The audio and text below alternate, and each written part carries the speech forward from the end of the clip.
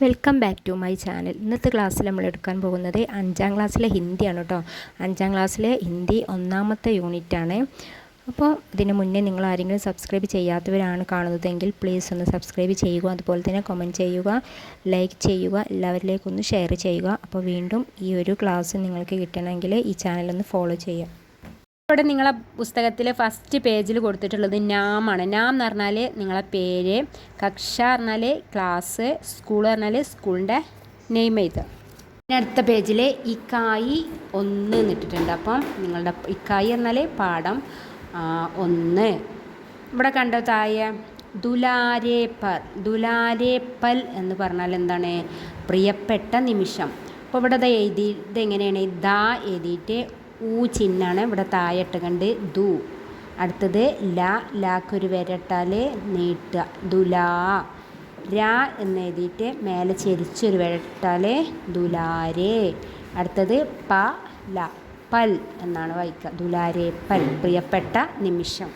ഇവിടെ താഴെ നോക്കൂ, പിക്ചർ തന്നിട്ടുള്ളത് വെയിൽ ഉദിച്ചുന്നുണ്ട്.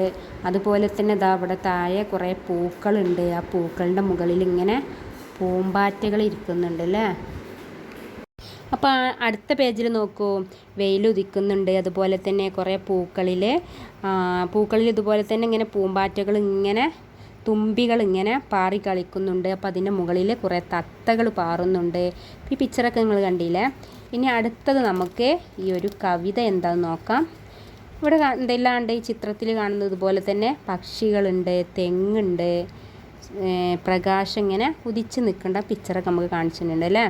അപ്പോൾ ഇവിടെ എന്താണ് എഴുതിയിട്ടുള്ളത്? ധൂപ് ആഗയി. എന്താ ധൂപ് പറഞ്ഞാൽ? ധൂപ് പറഞ്ഞാൽ വെയിൽ, പ്രകാശം. ആഗയി വന്നു, വെയിൽ വന്നു, ഉദിച്ചു എന്നൊക്കെയാണ് ഇവിടെ ഉദ്ദേശിക്കുന്നത്. നോക്കൂ, ഈ ഹെഡിങ് എങ്ങനെ എഴുതിയിട്ടുള്ളത്. അപ്പോൾ നമ്മൾ ഹിന്ദി അറിയാത്തവരാണെങ്കിൽ ഈ അക്ഷരങ്ങളൊക്കെ പഠിച്ചിട്ട് വേണം കേട്ടോ ഈ ബുക്ക് വായിക്കാൻ. ആദ്യം ദാ എന്ന അക്ഷരമാണ് അല്ലേ അവിടെ കൊടുത്തിട്ടുള്ളത്. അപ്പോൾ ദാ അതിൻ്റെ അടിയിൽ ഇങ്ങനെ ഒരു ചിഹ്നം. ആ ചിഹ്നം എങ്ങനെയാണ് ഇട്ടിട്ടുള്ളത്? പിന്നെ താഴേക്ക് ഇങ്ങനെ ചെരിച്ചാണ് ഇട്ടിട്ടുള്ളത് അല്ലേ. ധൂപ്പ് പ എന്നുള്ള അക്ഷരം ധൂപ്പ്. പിന്നെ അടുത്തത് ആ നീട്ടാനാണ് അല്ലേ. ആ എന്ന് എഴുതിയിട്ട് ഇവിടെ ഇങ്ങനെ ഒരു വര വരച്ചാൽ ആ. പിന്നെ അടുത്തത് ഗ, പിന്നെ ഈ സ്വരാക്ഷരങ്ങൾ നമ്മൾ പഠിച്ചു വരുമ്പോഴാണ് ഈ അക്ഷരങ്ങളൊക്കെ നമുക്ക് വായിക്കാൻ കിട്ടുള്ളൂ. ഗയി, ധൂപ് ആ ഗയി. എന്താണ്? വെയിൽ വന്നു. കവിത എഴുതിയ ആളെ നമുക്ക് പരിചയപ്പെടാം. എന്താണ്? പ്രയാഗ് ശുക്ൽ എന്നാണ് എഴുതിയ ആളെ പേര്. ഈ കവിതകൾ ഓരോ വരിയായിട്ട് വായിച്ച് അതിൻ്റെ അർത്ഥം കൂടെ പഠിച്ചാലാണ് നിങ്ങൾക്ക് ഈ ഒരു കവിത എന്താണെന്ന് മനസ്സിലാവുള്ളൂ. ധൂപ് ആ ഗയി സുബഹ് കി. ഇതിൻ്റെ അർത്ഥം എല്ലാവരും ഈ ടെസ്റ്റിൽ ഒരു പെൻസിൽ കൊണ്ട് എഴുതുക, അല്ലെങ്കിൽ ഒരു നോട്ട് ബുക്കിൽ എഴുതി വെക്കുക. ധൂപ്പ് പറഞ്ഞാൽ എന്താണ്? പ്രകാശം അല്ലെങ്കിൽ വെയിൽ. ആഗയി വന്നു. സുബഹ് പറഞ്ഞാൽ രാവിലെ, സുബഹിക്ക് രാവിലത്തെ. കലിയാം എന്ന് പറഞ്ഞാൽ പൂമൊട്ടാണ്. പ്യാരി മഹക്കീം.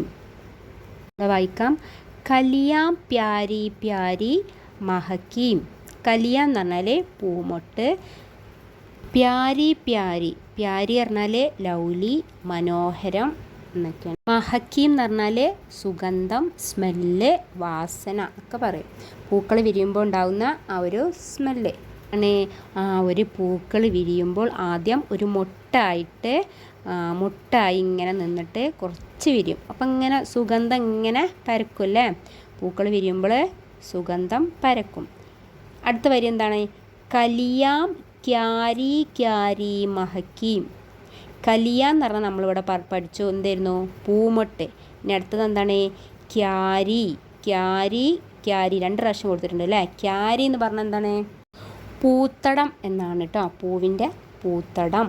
ക്യാരി പറഞ്ഞാൽ പൂത്തടം ഉദ്ദേശിക്കുന്നത് ഒരു എന്താണ്, പിന്നെ സോയിൽ, അതായത് ഇപ്പോൾ ചെടിച്ചട്ടിയിലാണെങ്കിൽ അതിൻ്റെ അടി ആ ചെടിച്ചട്ടി തന്നെയാണ് കേട്ടോ അതിൻ്റെ പൂത്തടം. അതുപോലെ ഒരു പൂന്തോപ്പായിട്ട് ഒന്നായിട്ട് ഇങ്ങനെ നിലത്താണ് ആ പൂക്കൾ ഉള്ളതെന്നുണ്ടെങ്കിൽ അതിൻ്റെ ആ ഒരു മണ്ണ് ഒന്നായിട്ടുള്ള ആ ഒരു ഭാഗമാണ് പൂത്തടം. അടുത്ത വരി കലിയാം ഇത്തനി സാരി മഹക്കീം. ഇവിടെ കണ്ട ല എഴുതിയിട്ട് ലാൻ്റെ ഇടതുവശത്താണ് ആ വള്ളി എങ്കിൽ ഒരു വള്ളി കണ്ടോ ലീ എന്ന് വായിക്കുക കേട്ടോ. അത് വലതുവശത്താണെങ്കിൽ ലീ എന്നാണ്. അപ്പോൾ ഇവിടെ ഇടതുവശത്താണ് കലിയാം. കലിയാം ഇ ഇത്തനി. ഇത്തനി ഇവിടെ കണ്ട നാക്കിട്ടുണ്ട്, ഇതിൻ്റെ മുൻവശത്തായതുകൊണ്ട് ഇതിനെ ഈ എന്ന് പറയാം. ഇത്തനി സാരി മഹക്കീം. ഇവിടെയൊക്കെ കലിയാന്ന് ആവർത്തിച്ച് വരുന്നുണ്ട് അല്ലേ. കലിയാം എന്ന് പറഞ്ഞാൽ എന്താണ്? പൂമൊട്ട്. അടുത്തത് കലിയാം ഇത്തനി സാരി മഹക്കീം. അപ്പം എന്താണ്? ഇത്ര എല്ലാ ഈ കാണുന്ന എല്ലാ പൂമൊട്ടുകളിൽ നിന്നും ഇങ്ങനെ സുഗന്ധം ഇങ്ങനെ ആകെ പരക്കണം അല്ലേ. വീട്ടിലൊക്കെ നല്ല സുഗന്ധമുള്ള പൂക്കൾ, മുല്ല, അങ്ങനെയൊക്കെയുള്ള പൂക്കളൊക്കെ, ചെമ്പകം, അതൊക്കെ കുറേ അധികം ഇങ്ങനെ ഉണ്ടാകുമ്പോൾ നമ്മൾ വീടുകൾക്കും അതുപോലെ തന്നെ ആ വെച്ചിട്ടുള്ള ആ മണ്ണിനൊക്കെ ആ സുഗന്ധം ആകെ പരത്തുന്നുണ്ട് എന്നാണ് പറയുന്നത്. ഇത് നോക്കൂ, അടുത്ത പേജ്. ഹവ ബഹ്രഹി ഡംഡി ഡംഡി. ഇവിടെ ഹ വ എന്നുള്ള അക്ഷരത്തിന് ദാ ഒരു വരട്ടെടുത്താൽ വാ. ഹവ വാ അതുപോലെ തന്നെയാണ് ഈ ബ എന്ന് കേട്ടോ. അപ്പോൾ വാൻ്റെ ഉള്ളിൽ ഇതുപോലെ ഒരു ചെറിയൊരു വര വരച്ചാൽ ബ, ബലൂൺ എന്നുള്ള ബ. ഹവ ബഹ് രഹി. ഇതാ നമ്മൾ വലതുവശത്ത് ഇങ്ങനെ ഒരു വള്ളിട്ടാൽ ഹി, രഹി. ഡം ഡി, ഡാൻ്റെ മുകളിൽ ഒരു കുത്തിട്ടാൽ ഡം, ഡം ഡി ഡം ഡി. ഹവ പറഞ്ഞാൽ കാറ്റ്. ബഹ്രഹി ടംഡി ടംഡി. ടംഡി എന്ന് പറഞ്ഞാൽ എന്താണ്? തണുപ്പ് എന്നാണ് കേട്ടോ. അപ്പം തണുത്ത കാറ്റ്. ബഹിരഹി ഒഴുകുക. അപ്പോൾ തണുത്ത കാറ്റ് ഇങ്ങനെ ഒഴുകിക്കൊണ്ടിരിക്കുകയാണ്. അടുത്ത വരി നോക്കൂ. ഗൂം. ഇവിടെ ഗ എന്നുള്ള അക്ഷരത്തിന് അടിയിൽ ഇങ്ങനെ ചിഹ്നിട്ടാൽ ഗൂം, മ. അടുത്തത് മ. ഗൂം രഹി. രഹി വഹ് ബഹക്കി ബഹക്കി. ഗൂം രഹി എന്ന് പറഞ്ഞാൽ എന്താണ്? ചുറ്റും കറങ്ങുക, ചുറ്റും കറങ്ങുക. വഹ് ബഹക്കി ബഹക്കി. ആലസ്യത്തോടെ ഇങ്ങനെ ചുറ്റും ഇങ്ങനെ കറങ്ങി നടക്കുന്നതിനാണ് അങ്ങനെ പറയുന്നത്. ഉടുത്തി ഉടുത്തി ആയി ചിട്ടിയാം. ഉടുത്തി ആയി എന്ന് പറഞ്ഞാൽ എന്താണ്? ചിട്ടിയ എന്ന് പറഞ്ഞാൽ എന്താണ്? ചിട്ടിയ എന്ന് പറഞ്ഞാൽ പക്ഷികളാണ്. അപ്പം ഉടുത്തി ഉടുത്തി ആയി ചിടിയാം. അപ്പോൾ പക്ഷികളൊക്കെ ഇങ്ങനെ പറന്ന് പറന്ന് വന്നു. ഇനി അടുത്ത് നോക്കൂ. ഫുദക് ഫുദക് ഫുദക് കർവേബി ചഹക്കീം. അതായത് ഈ പക്ഷികൾ, ഫുദക്ക് പറഞ്ഞാൽ ചാടി എന്നാണ്, ചാടി ചാടി. ഫുദക് ഫുദക്ക് പറഞ്ഞാൽ ചാടി ചാടി. കർവേബി ചഹക്കി, അവർ ഒരു ശബ്ദം ഉണ്ടാക്കിക്കൊണ്ട് ഇങ്ങനെ അവരും ചാടി ചാടി ഇങ്ങനെ വരികയാണ്. ചഹക്കി എന്ന് പറഞ്ഞാൽ എന്താണ്? ഈ പക്ഷികളുടെ ആ ഒരു ശബ്ദത്തെയാണ് കേട്ടോ. അവരെ ഒരു ചിലച്ചിൽ എന്ന് പറയില്ല, ആ ഒരു ശബ്ദത്തിനാണ് ഇങ്ങനെ ചഹക്കി എന്ന് പറയുന്നത്. കവിതയിൽ എന്തൊക്കെയാണ്? പ്രകാശം ഇങ്ങനെ, വെയിലിങ്ങനെ ഉദിക്കുക, അതുപോലെ തന്നെ രാവിലെ സൂര്യൻ ഉദിക്കുന്ന സമയത്ത് പൂമൊട്ടുകൾ ഇങ്ങനെ വിരിഞ്ഞ് സുഗന്ധമാകെ പരത്തുന്നുണ്ട്. പിന്നെ പക്ഷികൾ എന്താണ്? ഇങ്ങനെ പാറി വരുന്നുണ്ട്. അതുപോലെ തണുത്ത കാറ്റ്, അവിടെ ഇവിടെയൊക്കെ ഇങ്ങനെ തണുത്ത കാറ്റടിക്കുക. പക്ഷികൾ ആ ഒരു ചിലച്ചുകൊണ്ട് അവരിങ്ങനെ വരുന്നുണ്ട്. അപ്പോൾ അതൊക്കെയാണ് ഈ ഒരു പോയത്തിൽ പറയുന്നത്. നമുക്ക് ഇതിലത്തെ വർക്കുകൾ എന്താണെന്ന് നോക്കാം. രംഗ് ബരം. അടുത്ത പേജിൽ നോക്കൂ. രംഗ് ബരം എന്ന് പറഞ്ഞാൽ നിങ്ങളോട് കളർ ചെയ്യാനാണ് പറഞ്ഞിട്ടുള്ളത്. യഹ് കലി. കലി എന്ന് പറഞ്ഞാൽ എന്ത് ചെയ്യുന്നു? പൂമൊട്ടാണല്ലോ. അപ്പോൾ ഇവിടെ ഒരു പൂമൊട്ടിൻ്റെ ചിത്രം കാണുന്നുണ്ട്. അപ്പോൾ അതിന് കളർ കൊടുക്കുക. അടുത്തത് യഹ് ചിട്ടിയാം ഹെ. ഇതെന്താണ്? ഒരു പക്ഷിയാണ്. അപ്പോൾ ഈ പക്ഷിക്ക് കളർ കൊടുക്കുക.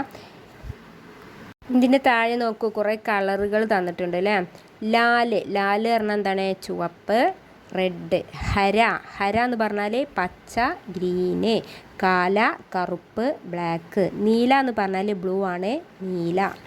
അടുത്ത പേജ് നോക്കൂ. ശബ്ദ് പഹ്ചാനേം കവിതാമേം രേഖാങ്കീത് കരേം. ഇവിടെ പല കളറുകളിലായിട്ട് ഓരോ വേർഡ്സുകൾ തന്നിട്ടുണ്ട്. അപ്പോൾ ആ വേർഡ്സുകൾ ഈ കവിതയിൽ നിങ്ങളോട് കണ്ടെത്താനാണ് പറഞ്ഞിട്ടുള്ളത്. അപ്പോൾ ഇവിടെ ആദ്യം കൊടുത്തിട്ടുള്ളത് എന്താണ്? കലിയാം. കലിയാം എന്നുള്ളത് നമുക്ക് ഈ കവിതയിൽ നോക്കാം.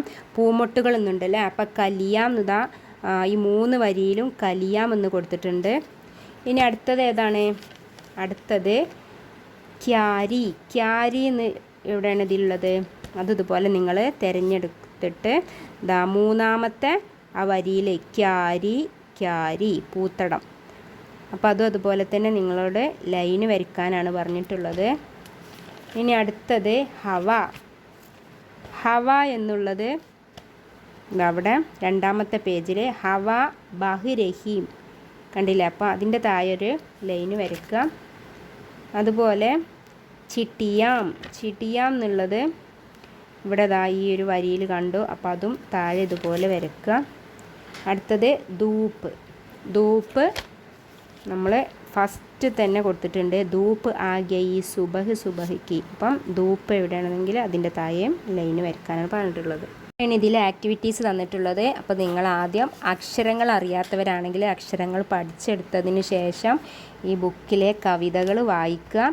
അതിന് ശേഷം ഇതിൻ്റെ ആക്ടിവിറ്റീസൊക്കെ ചെയ്ത് നിങ്ങൾ അടുത്ത ഒരു ക്ലാസ്സിനായിട്ട് കാത്തിരിക്കുക. Thank you.